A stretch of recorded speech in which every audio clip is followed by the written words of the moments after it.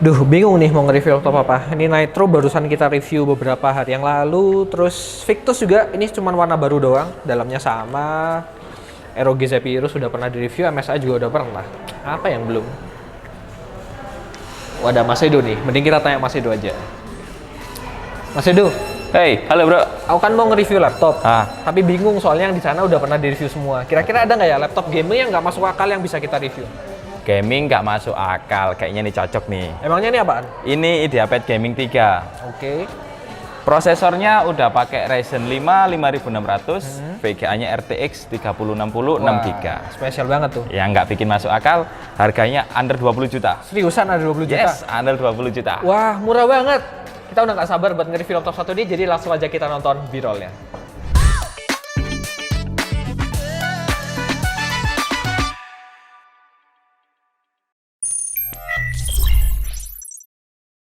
Jadi ini IdeaPad Gaming 3 15ACH6 82K 20121 ID dengan menggunakan Ryzen 5 5600H dan RTX 3060. Walaupun bukan yang full power, tapi karena ada kenaikan VRAM tentunya performanya juga akan ikut naik. Nanti kita akan uji di pengujian performance-nya kayak gimana. Dan dia dibekali dengan OS Windows 11 dan juga Office of Studio 2021. Dan harganya seperti udah dibilang Mas Edo tadi, dia di bawah 20 juta, tepatnya di 17.499.000 alias 17,5 juta. Dibekali dengan garansi 2 tahun plus ADP khasnya dari Lenovo. Kalau ngomongin desain sih, dia masih sama seperti sebelumnya. Bodi menggunakan bahan plastik polikarbonat dan plastik ABS. Untuk keyboardnya sendiri dia ringan dan enak. Disediakan numpad juga, walaupun ukurannya tuh lebih kecil dibandingkan dari keycaps di keyboard utamanya. Tapi masih nyaman digunakan dan nggak berasa sempit ataupun kekecilan. Ada backlit keyboard juga dengan RGB dan berbagai mode yang bisa kalian atur. Dan warnanya ini bagus banget. Untuk dimensi laptop ini ada di 35,9 x 25,1 dan ketebalan di 2,4 cm. Bobotnya juga cukup ringan untuk ukuran laptop gaming, yaitu ada di 2,25 kg aja. Secara desain keseluruhan sebenarnya ini biasa aja dan penilaian orang bisa beda-beda karena itu menyangkut selera ya. Tapi saya pribadi kurang impress dengan desainnya yang kayak gini, jadi untuk skor desain kita berikan skor 7,5 aja.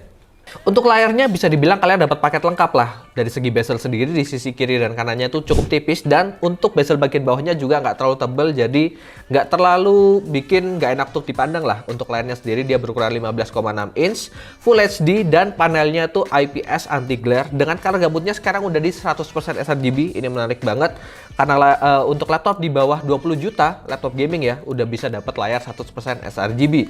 Tingkat kecerahan layarnya di 300 nits dan refresh rate-nya udah pakai yang 165 Hz bukan yang 144 Hz lagi. Jadi untuk layar yang bagus banget ini kita bisa berikan skor 8 poin. Dan untuk I/O portnya sendiri dia udah cukup lengkap, di mana kelebihannya dia sudah menggunakan SDMI 2.0 bukan 1.4 lagi, dan lengkapnya kalian bisa cek di B-roll yang satu ini.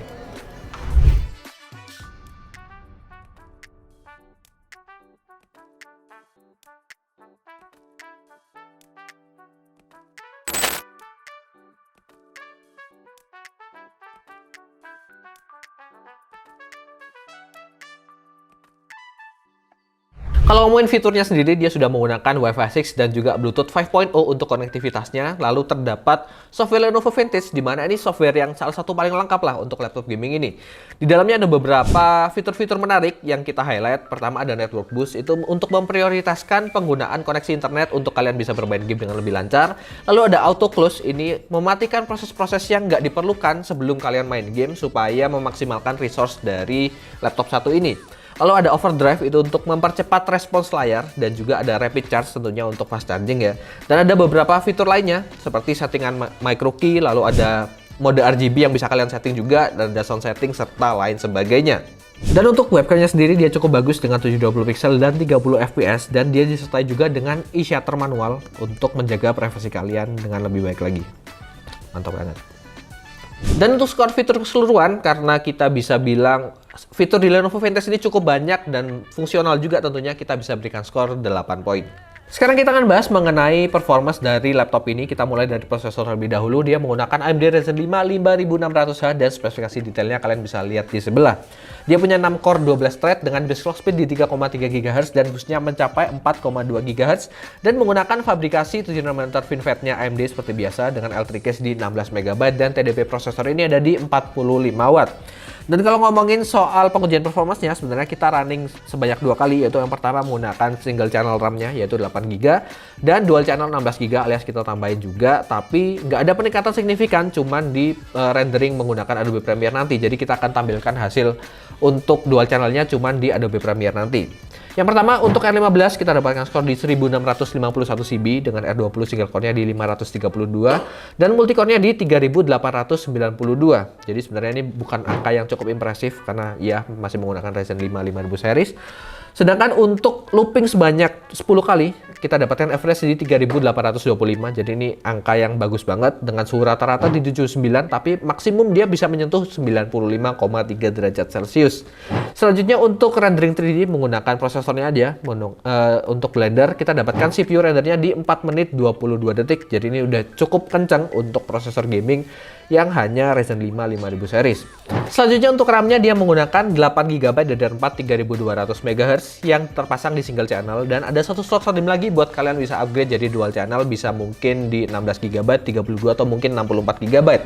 Sementara untuk storage sendiri dia menggunakan SSD NVMe PCIe dengan kapasitas 512GB, dan untuk speednya kita dapatkan rate di 2656 MB per second, sedangkan rate-nya di 1655 MB per second. Dan kalau kalian pengen speed yang lebih tinggi, silahkan kalian bisa nambahin SSD lagi karena ada satu slot M.2, ataupun kalian bisa tukar yang lama ini, kalian pasang yang baru. Untuk grafik card dia menggunakan dual graphics dengan integratednya AMD Radeon Graphics dan dedicatednya Nvidia RTX 3060 6GB 192 bit dengan TGP-nya di limit di 90 watt.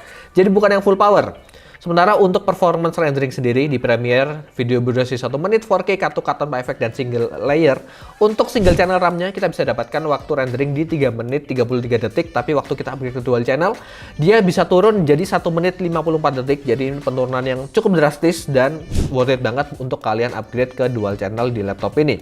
Selanjutnya untuk rendering 3D menggunakan Blender kita dapatkan GPU rendernya ini kenceng banget 30 detik aja. Jadi memang menggunakan RTX 3060 ini jadi bikin performanya naik sangat signifikan. Sementara untuk pengujian simulasi gamingnya sendiri menggunakan 3D Mark kita dapatkan untuk transpai di 7278 poin, untuk Fast Track di 17348 poin. Sedangkan untuk suhu tertinggi sendiri waktu pengujian Fast Track CPU-nya ada di 88 derajat, sedangkan GPU-nya di 64 derajat. Dan untuk stress test dia sudah lolos dengan 97,2%. Dan berikut adalah grafik perbandingan 3D Mark Fast Track laptop ini dibandingkan beberapa laptop yang kita udah pernah uji sebelumnya. Dan bisa dilihat grafik ini bahwa perbedaan dari Lenovo IdeaPad Gaming RTX 3060 ini nggak beda jauh dibandingkan dengan Lenovo Legion 7 Slim yang kita udah pernah uji sebelumnya dan sangat powerful, dan harganya bisa jadi hampir 2 kali lipat dari harga laptop ini. Dan untuk pengujian gamingnya kita udah uji di beberapa game, dan tentunya kita mengadakan pengujian dengan masang RAM di dual channel karena ada game AAA juga yang nggak mungkin bisa jalan dengan single channel apalagi cuma 8GB aja. Dan berikut adalah hasilnya. Game pertama Dota 2 1080 Full HD ratakan full render kita bisa dapatkan di 143 sampai 145 fps. Jelas nggak ada masalah untuk game satu ini. RAM-nya sendiri dia kepake sekitar 8GB dari dual channel 16GB-nya. CSGO tetap dengan 1080 dan settingannya kita buat di yang paling tinggi, ada yang high ada yang highest, dan untuk game satu ini kita bisa dapatkan di kisaran 170-an sampai 180 fps yang nggak ada kendala sama sekali. Untuk load GPU-nya sendiri dia di kisaran 60-an sampai 70%, sedangkan CPU-nya masih kalem banget di 20 sampai 30-an persen. Untuk Valorant dengan setting resolusi tetap di Full HD dan rata kirinya Valorant alias yang high kita bisa dapatkan di kisaran 170-an sampai 190 fps. Sekali lagi nggak ada masalah untuk game satu ini. Untuk load CPU dan GPU kali ini rata ada di kisaran 40 sampai 50-an persen. Sedangkan suhunya sendiri GPU-nya ada di 59 derajat yang ada tertera sekarang, sedangkan CPU-nya di kisaran 60 sampai 70-an derajat Celcius. Far Cry 6 dengan resolusi Full HD kita bisa dapatkan setting grafik di Ultra, tentu aja karena dia udah menggunakan 3060 yang VRAM-nya udah mencukupi.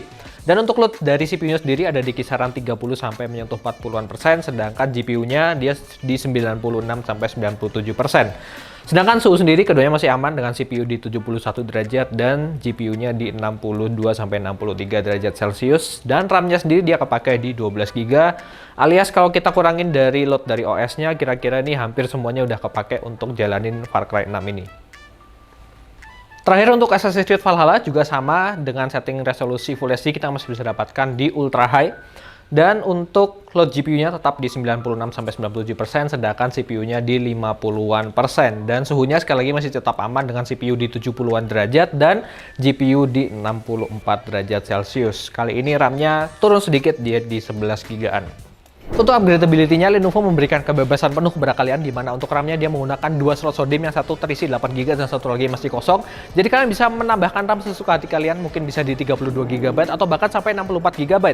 Sementara untuk storage-nya sendiri, dia menggunakan 2 slot M.2, yang satu udah terpasang 512 GB dan satu lagi masih kosong. Jadi kalian juga bisa menggunakan storage sesuka hati kalian. Dan berikut adalah B-roll-nya untuk lebih lengkapnya.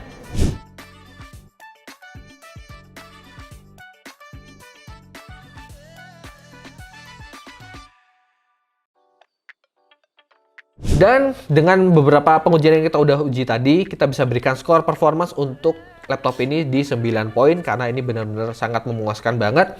Dan tentunya untuk kalian yang pengen beli laptop ini disarankan untuk upgrade RAM jadi dual channel supaya melancarkan pekerjaan kalian, terutama kalau kalian yang hobi main game dan game-game AAA. Untuk pengujian daya tahan baterai kita menggunakan PCMark 10 Modern Office, lalu mode power laptop ada di balance, WiFi kita matikan, tingkat kecerahan layar kita turunkan 50%, serta backlit keyboard juga kita matikan. Dan kita bisa dapatkan hampir di 6 jam, alias ini beda cuma sejam dibandingkan dengan klaimnya Lenovo yang bisa bertahan 7 jam. Dimana Lenovo menggunakan software benchmarknya itu Mobilemark 2018 untuk pengujian baterainya. Jadi tentu saja ada perbedaan hasil, ini hal yang wajar. Dan mengingat dia menggunakan RTX 3060 yang penggunaan dayanya juga cukup besar, jadi kita bisa berikan skor di 7,5 poin.